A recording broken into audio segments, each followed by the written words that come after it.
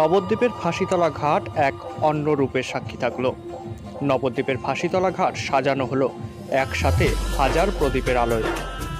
অযোধ্যায় রাম মন্দির উদ্বোধনের আনন্দে সারা দেশ জুড়ে প্রদীপের আলোয় আলোকিত করার কথা বলেছিলেন প্রধানমন্ত্রী। আর সেই আনন্দে নবদ্বীপে এবিভিপি এর পক্ষ থেকে আজ ফাঁসিতলা ঘাটে হাজার প্রদীপের আলোয় সাজানো হয়। এই আলোয় নবদ্বীপের গঙ্গার ঘাট যেন অযোধ্যার সরজু নদীর ঘাটে রূপান্তরিত হয়েছিল। এই দৃশ্য দেখতে ওই এলাকা সহ আশেপাশের বিভিন্ন এলাকা থেকে সাধারণ মানুষ ছুটে আসে।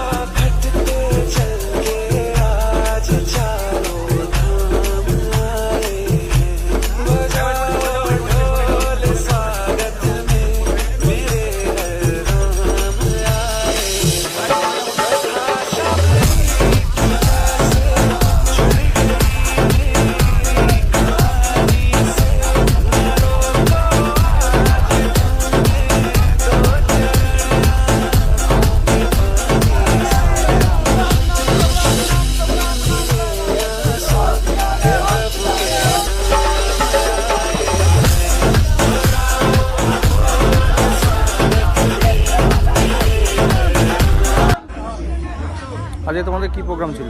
আজকে আমরা প্রত্যেকেই জানি যে 500 বছরের যে আমাদের স্বপ্ন, যে আমাদের আশা, এত মানুষের যে বলিদান, আজকে কত মানুষ এই দিনের জন্য আজকে বলিদান দিয়েছিল, আজকে আমাদের স্বপ্ন পূরণ হতে চলেছে।